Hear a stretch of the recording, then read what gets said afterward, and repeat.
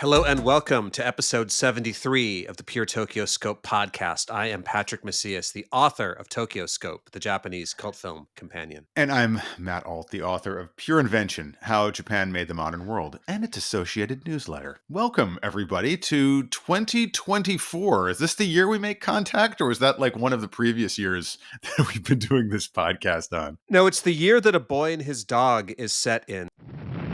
A Boy and His Dog. A film that has become a cult legend.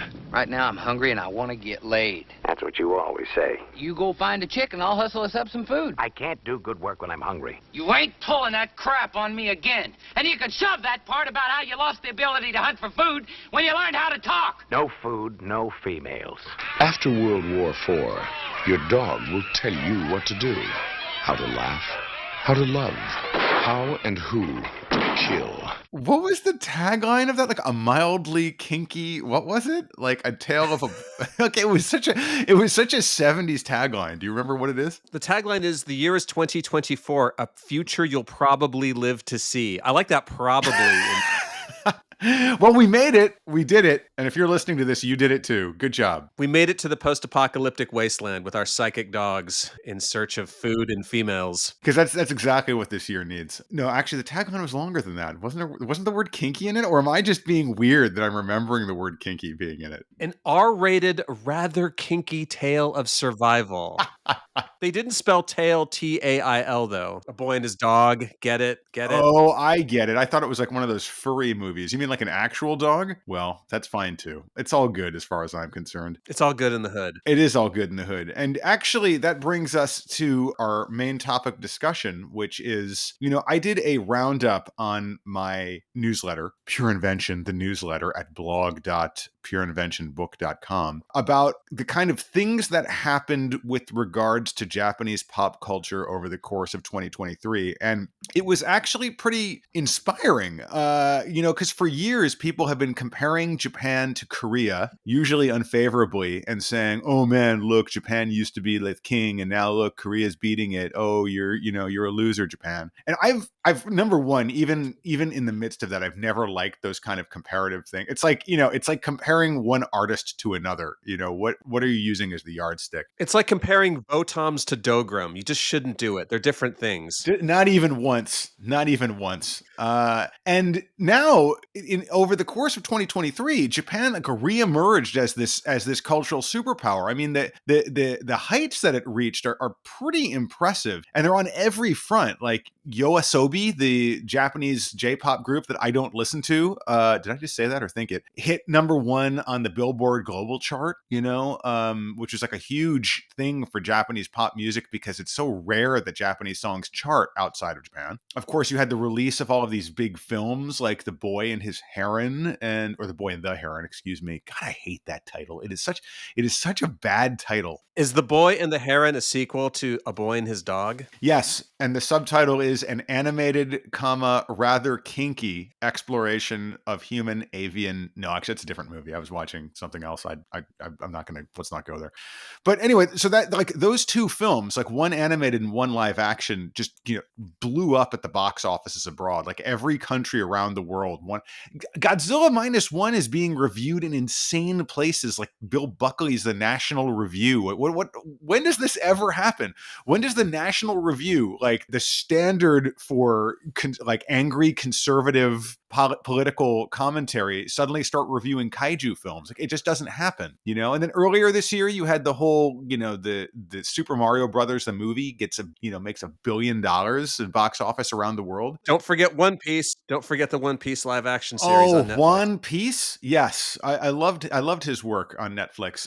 One Piece, huge, absolutely huge to the point that rumor has it Netflix has shifted its head of Asian development from Seoul back to Tokyo. And, that's a big deal because for a couple of years there, as you remember, you had Squid Game, and all of these huge hits coming out of Korea. And it looked like, wow, Korea was really, destroying Japan when it came to the pop cultural front on, on the video.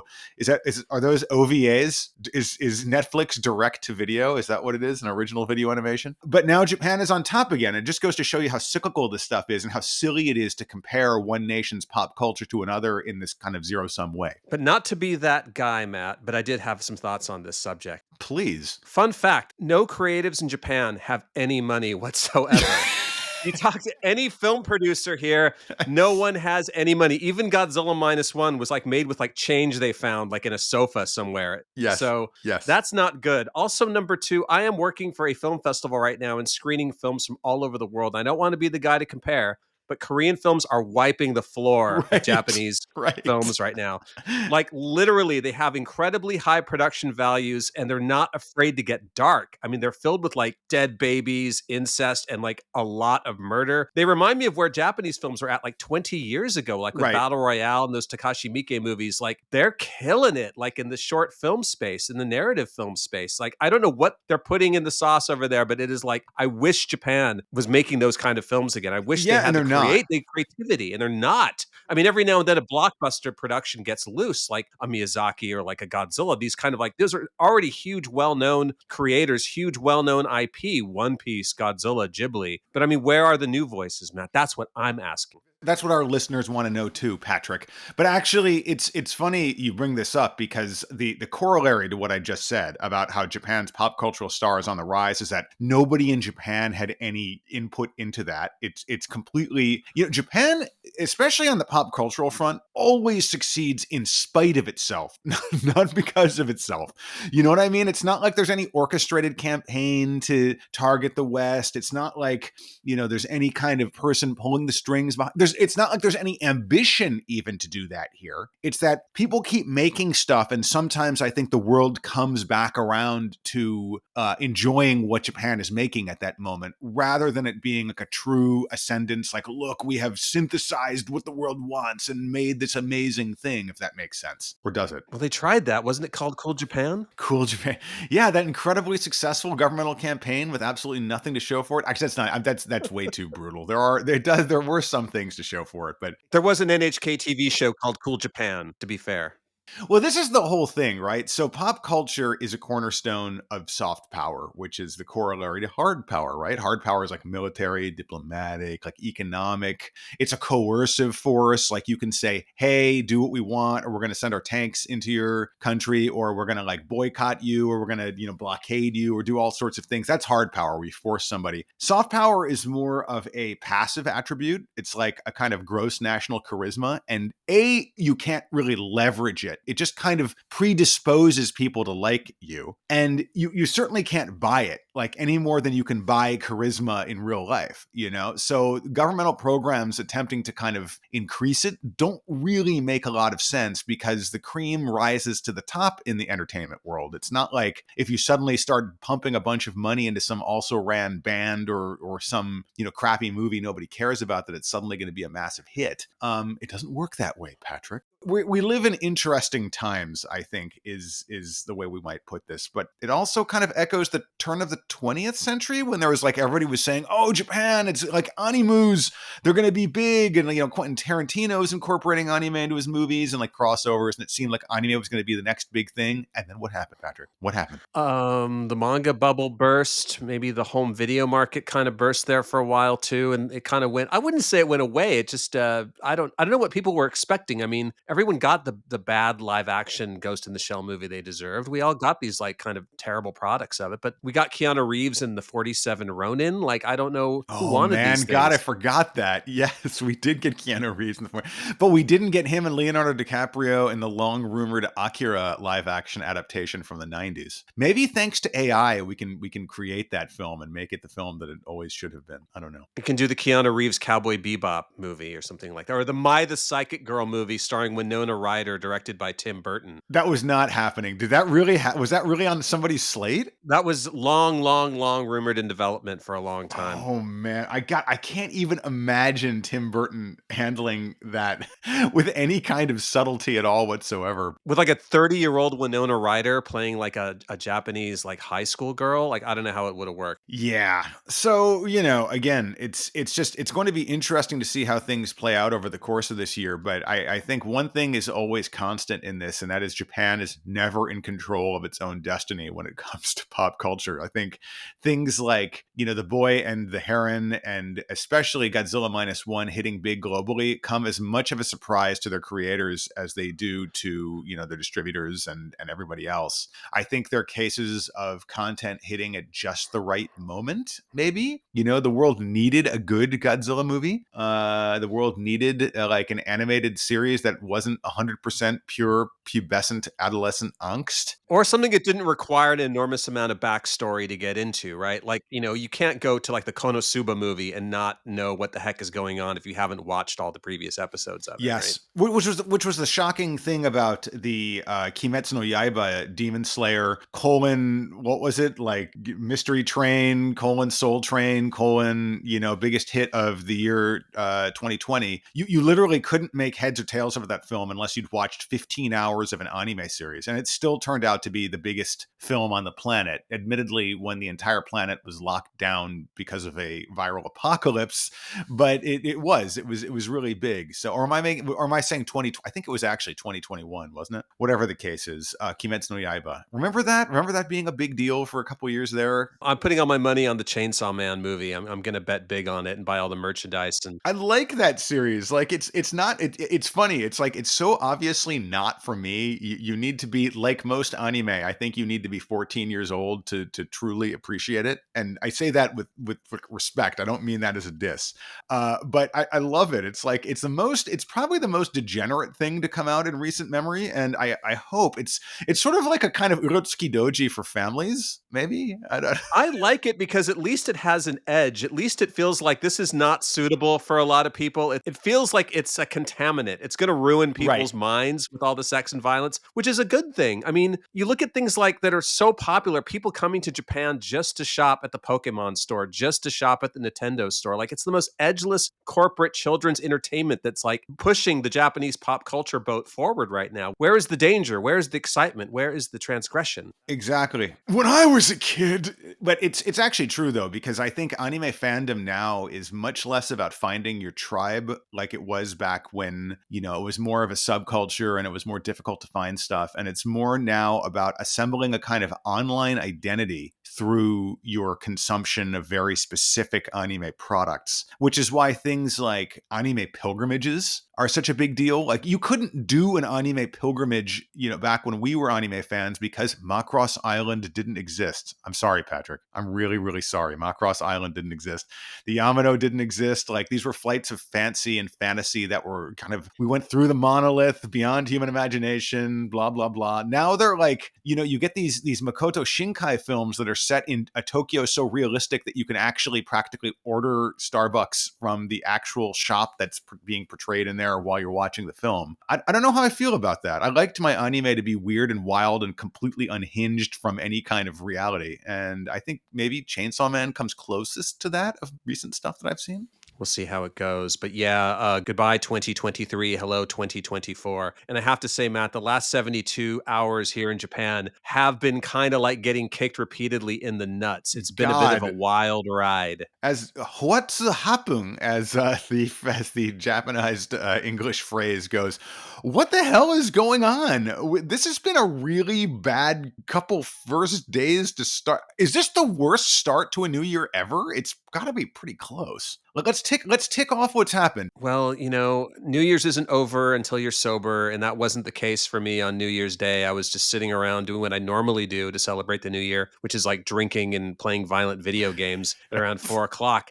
And then the room starts shaking a little bit. It's like not a big quake here in Tokyo, but like I'm rocking back and forth. It's going on like a long time. And I'm like, huh, okay. And then I start getting some pings from some friends and family going, are you okay? Are you okay? Are you okay? Right. And I turn on the news and there's apparently been a 7.5 6.5 magnitude quake on the Yes. other side of the country over there, like in Ishikawa and Noto. Yeah, Noto. It's a Noto Peninsula. It's a kind of rural area. It's on the west coast of Japan, Ishikawa, Niigata, that sort of area. And it's interesting. So you actually felt it. I wasn't in Japan at the time. I was in the States, so I got to experience this from a different perspective, which I'll share in a minute. But I heard from our cab driver when we were coming back from Haneda Airport, another topic of discussion for later. You really did feel it here. So were like, and I don't mean this as a joke. Were you scared? Because I get kind of nervous when the earthquakes go on for a long time. To me, that's like, when it goes on for more than a few seconds. How did you feel? I would say it was under a minute, not very strong. Nothing was rattling. Like the house definitely rattles when there's a quake. Right. Like a normal, I would call it like normal earthquake here in Tokyo, but this felt like it was far away. My danger signals were not going off. I wasn't sending up the bat signal or anything. Until I turned on the TV and started seeing like the roads like shattered and like buildings knocked over and like giant fires. Because it was like a full-on 311 flashback in terms of just like the disaster footage on TV in hard rotation. And it's bad. Like so far, I believe the casualty count is 57 deaths and many, many, many people displaced from their homes. It's a kind of inaccessible, I don't want to say inaccessible, it's a rural area, and it sounds like they're having a hard time getting rescue crews and things out there, which again, this is something that's going to play into the next topic that we're going to be talking about. And it's a tragedy. It's really bad. It's really sad this happened. I mean, it would be sad if this happened at any time, but coming on the first of the year, it's just totally shocking. New Year's Day. Yeah. New Year's Day. Yeah. So when I was in the States, when this happened, and I woke up, because it happened in the evening Japan time, correct? It was about 4 p.m.-ish. So, like I come downstairs, I'm staying at my parents' house, and my parents are like, oh my God, is Japan okay? Is Japan okay? And I'm thinking to myself, oh no, like what just happened? Click on the CNN and they're just like going at this. And it was a total flashback to me from 311, where there's this almost, I hate to say it, this glee on the part of the Western mass media for like, oh yes, we have something that we can brand as a crisis and kind of focus on it for a while. And I understand that it is, and I appreciate the foreign mass media covering this stuff because it deserves to be covered. But like CNN starts running, at first they're just using like NHK's footage and NHK's like video, what do you want to call them? Those like title cards where like they're showing like the map of Japan, the West Coast is affected. There's like a big arrow pointing at it. It's literally taken off NHK. So you can see the map of Japan with this big red line running down the West Coast, and it says tsunami coming, please evacuate. It's scary stuff. Within like 2 minutes, CNN had like replaced that with their own card. All of Japan is stained crimson blood red, and it just says massive earthquake hits Japan. And so suddenly, of course, if you sit there and listen to the nuance, you realize that this is in Ishikawa, but nobody's doing anything to explain how far away it is from Tokyo or any major city. Nobody's doing any, effort to contextualize this. And I start getting this flood of emails, phone calls, like everything. People like, oh my God, are you okay? Are you okay? We saw what happened. And I'm like, it happened out in the countryside. It's terrible stuff. But like, why is CNN using this image showing like all of Japan? It's like Japan sinks, right? And I was like, God. So I spent like a bunch of time telling people, and to their credit, they actually had people, like knowledgeable people on. Like I saw Motoko Rich from the New York Times is on there, Hanako Montgomery, ex of Vice, and now with CNN, working directly for CNN, was on there talking. So they have like Japanese voices talking about what's happening. Do they have a chef from the Shogun Steakhouse? Literally. So then they're cutting to people like that as these people. You can tell like the producers are working the phones and they're getting like these people from England and people from like other countries. And I'm like, why are these people weighing in about this rural earthquake in Japan? And all of a sudden, like, nuclear, what's going on with the nuclear plants? And that is never that, I understand why the mind goes there, but it was played up into this like all Japan, like Japan is destroyed kind of thing, instead of the nuance of saying it's just this one little part of Japan. And it was kind of a playback of 311, a little frustrating to see that. I am really glad you didn't, that you didn't have anything bad happen to you or yours. And nothing bad happened. Very, very, literally, and I don't mean this in any sarcastic way, thoughts and, and prayers and whatever else we can do for the people who are stuck up there. But, every time something like this happens, watching how the Western mass media handles it just makes my blood boil. And especially having been part of it back in 3/11, seen it from the inside a little bit. Well, they said like things could have been a lot worse, but apparently Japan is pretty good at preparing for disasters and going into action when stuff hits the fan. But yeah, there's like, I think up to like 30,000 people in shelters as of today. So it's a bad scene. Yeah. Well, I think one of the big reasons that Japan makes it through these situations as well as they do, like you say, it's the preparation. Like you say, it's like they have kind of systems in place. It's that people actually, I don't want to say they don't panic, because it's human nature to panic when like the ground is shaking beneath your feet. But they like society doesn't fall apart when there is a problem like this, like it might in other places. And there's a lot of kind of people listening and like watching to see, to waiting for direction instead of just taking unilateral, action on their own. And that played into a second disaster that happened one day later, right? Yeah, this was January 2nd, I guess at around 6 p.m. Japan time. Yeah. Japan Airlines, hundreds survive after plane bursts into flames on Tokyo runway. A Japan Airlines plane burst into flames after a collision with a smaller Coast Guard aircraft on the runway at Tokyo's Haneda Airport. All 379 passengers and crew on board were evacuated, but 5 of the 6 crew on the Coast Guard plane died, police said. Flames engulfed the airliner after it landed, skidding on the blazing runway. Fire crews spent hours dousing the blaze. Air safety experts have praised the crew for safely evacuating all the passengers. If I might just say something, we landed at Haneda less than 30 minutes before this happened. Our flight actually took off early and came in early. So it's kind of frightening to me to think about what might have happened if we had landed on time or close to it, or been delayed, which happens a lot when you're flying American carriers. But scary, scary stuff. Did you, I'm sure you saw the footage on TV, right? I had some loved ones flying in back from America around the same time. And I turn on the TV, it just like, whatever I'm doing in between, violent video games. And there's this plane bursting into flames at the airport. And it takes me a second to realize my buddies are coming in to Narita. So they're coming in a different airport a couple hours later. But still, I'm going like, wow, man, no one on that plane could have survived that. Right. Yeah. It looked terrible, didn't it? That plane burst into flames. Yeah, it looked really, really bad. But no fatalities on the passenger plane. So to set this up, I just read the newspaper headlines in Japan this morning.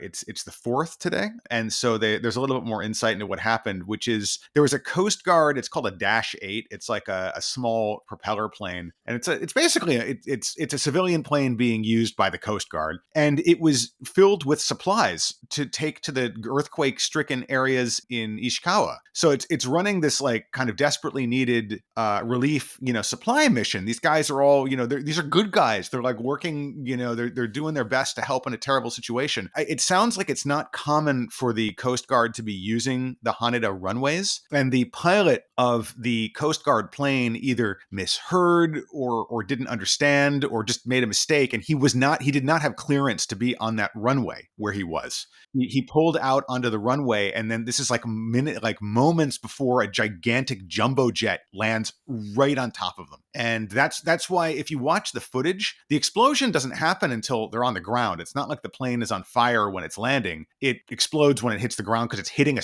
fairly large plane. It's like it's hitting it when it lands. So that's what happened there. And it's a shame because all of those rescue workers died. But like you said, everybody made it off the JAL flight. And they're crediting that to like a whole bunch of stuff, materials technology, because planes are designed to like not burn quickly, and like the training of the staff. The pilot had 12,000 hours of flight experience. This is like a super veteran. JAL has like a huge training program with like, they actually have a simulator. It's like the Kobayashi Maru where like they pump in smoke, and there's literal, like they'll actually, they're using employees to play it's like a fuselage on the ground, obviously. It's like a real life escape game. Is that what it is? No, basically. And there's actually video of this online. I'll have to give you the link to it so you can put it on. But like, it's obviously all the stewardesses take turns being being stewardesses or being, the people in the aisles. And they actually pipe in like screams, like people like freaking out. They turn off the lights, they turn off the electricity. They have like the stewardesses who are playing the role of the passengers, like some of them freak out and do the wrong thing. And so like they go through all these training scenarios, and it really paid off here because the plane lost all of its electronics. They couldn't use the PA system. They had to pull out these like bullhorns and basically direct the passengers while flames are licking up outside the plane. Everybody sits there and listens to them because they had like the authority in their voices to pull this off. It's amazing. Everybody made it off that plane. There's a lot of footage that's coming out that people took on their cameras of like the cabin filling with smoke and then like going down the inflatable slide and all that kind of stuff. And people are just like hanging out, making sure everyone's okay. But like at any second, that plane could have exploded. I mean, jet fuel, my God. Oh, for sure. And actually the footage of there's photographs of people like going down the slide and running away. And I was kind of shocked by how much it actually looks like, those illustrations on the safety cards they give you in the plane. I'm like, wow, the slides really work. People really do, help each other off at the bottom and run the hell away from that. But I don't know this because we were already out of the airport by that point, but it must have shut down Haneda. I'm sure they were diverting flights to Narita. It's lucky Narita's there. It's only like, I don't know how many miles away or kilometers away it is. It's pretty close for a plane. So it's easy to divert there. And they were able to kind of get other aircraft there because the runway was pretty unusable, I'm sure, after that plane hit. So is my TV. I mean, for the last 3 days, it's been just like nonstop disaster porn and heavy rotation here, just like constantly like shifting between earthquake footage and then like the plane exploding into flame footage and then the Godzilla versus McDonald's commercials. It's like, it's triggering my anxiety a little bit now. Okay, so we have 2024 day 1 and we have 2024 day 2. And then late at night on 2024 day 3, we have another horrific incident. Like it's literally, we're 3 for 3. Tell us about this. Here's the headline. Woman arrested after slashing 4 men in train at Tokyo's Akihabara station. Police arrested a woman who injured 4 passengers with a knife inside a train that had stopped at Tokyo's Akihabara station late Wednesday, Japanese media reported. Police rushed to the scene at around 11 p.m. after a report that a woman was brandishing a knife on the train. 4 men were stabbed in the back and arms and taken to a hospital, NHK Public Television reported. Police arrested the attacker, identified only as a woman in her 20s, on suspicion of attempted murder. What is it with Akihabara and stabbings? Like you'll remember there was, of course, the Akihabara stabbing of, what was that, 2010? 2007? Yeah, something like that. When that guy got out of his car and just randomly, he drove his car into a crowd and started stabbing people. He later got the death penalty, which was carried out for that really heinous crime. But here we have another stabbing in Akihabara, albeit on the train. So I don't know whether like the train was just stopped at Akihabara. I'm not exactly sure whether she got on, but she looks like a average Japanese 20-something woman in a big, in a white kind of overcoat sort of thing. Nobody knows what happened here, why she did this. Are there mug shots? Not yet. I saw a video of cops kind of corralling her on the train and pulling her off. We just don't know what the motive for this was. Was she attacked? Was she just, out of her mind for some reason or another? But 4 people were injured and they're in the hospital now. And it's pretty scary stuff. This doesn't really happen a lot on Japanese trains. You don't see a lot of young women in their early 20s doing like public stabbing. So that is definitely something to question. I mean, that definitely raises some questions in my mind. What the heck is going on? Yeah, I mean, I'm sure we're going to hear more about this in the days to come. It was kind of localized sort of thing, a very, out of the blue sort of thing. But it's scary to have these things. They say that tragedies happen in threes. I guess if one is inclined to believe that sort of superstitious thing, that is the 3rd one. I am hoping that today, January 4th, passes very, very quietly. Yeah, it's been a little too much rock and roll for me, to be perfectly honest. Yeah, no, totally. Like I'm completely jet lagged. There was a lot of family drama going on at home, just, the usual stuff. And it's just like, wow, I come back and it's like nonstop, bam, bam, bam, all of these crazy things happening. Hopefully, Japan is getting its, for lack of a better word, bad luck out of the way early on. I don't know. It's just, it's very, it's a lot of sadness happening here, a lot of badness. And I hope it stops. Please, if any of the various 8 million kami of native Japanese belief and lore are listening, please intervene. Give us a break, man. Give us a break, please. Seriously. How can we recoup, Matt? That's my question. Just like Mr. T used to say, and basically my entire philosophy in life is based on that one video that Mr. T made. What was the title of it? Mr. T's Be Somebody or Be Somebody's Fool. You know me? Of course you do. That's because I'm famous. But even before I was famous, I was still somebody. And I got respect. See, you don't have to be famous to get respect. You just have to be somebody. And that means being confident in who you are, being willing to take chances and risk falling on your face. Because that's the only way you're gonna learn. And that's what I'm here for, to help you be somebody. Because if you're not somebody, then you're gonna be somebody's fool. Yes, exactly. Patrick, recouping is just one segment of that Bible-length treatise on not being somebody's fool. And it's helped me in many ways. Well, basically my entire adult persona is based on a combination of that video and the McGruff the Crime Dog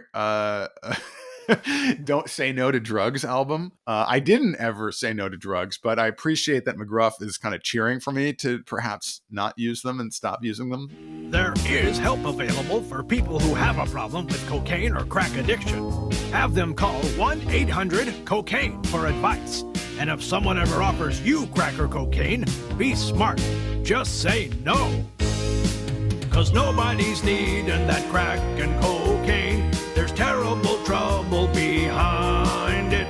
And sooner or later you're burning your brain, making a mess of your mind.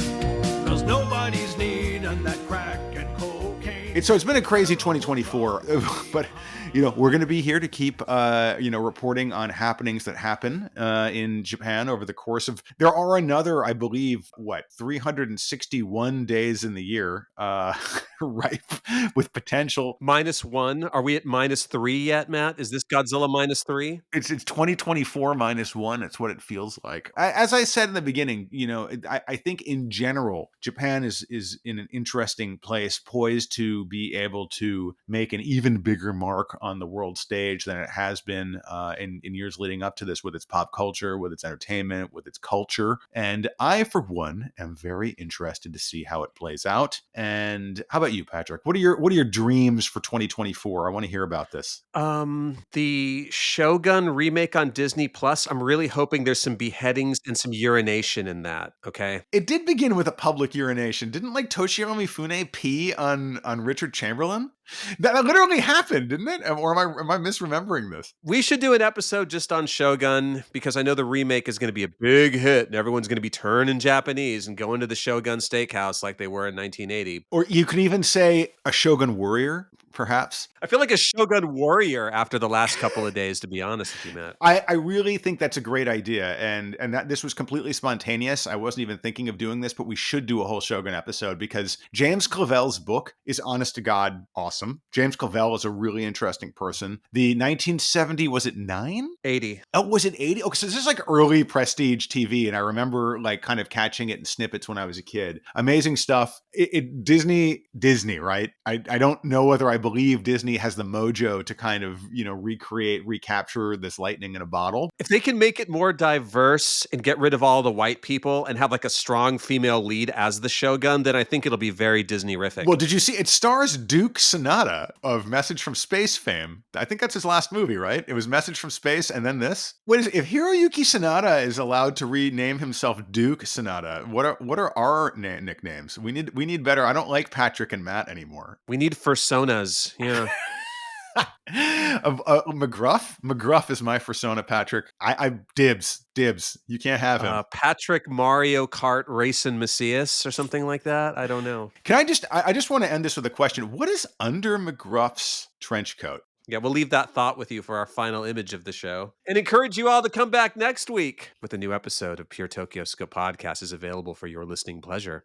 But in the meantime, thanks for listening to this one. Please continue to spread the word. Follow us and like us on whatever is left of social media by this time next week. See you next time. Bye. See you next time.